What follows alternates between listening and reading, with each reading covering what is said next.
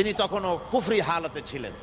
হযরত ওমর বলছেন যে আমি দেখলাম আল্লাহর নবী হারাম শরীফের ভিতরে প্রবেশ করে তিনি নামাজ পড়া শুরু করেছেন। আমি ভাবলাম নামাজটা শেষ হয়ে যাক, তারপরে যা হয় করব। সুবহানাল্লাহ।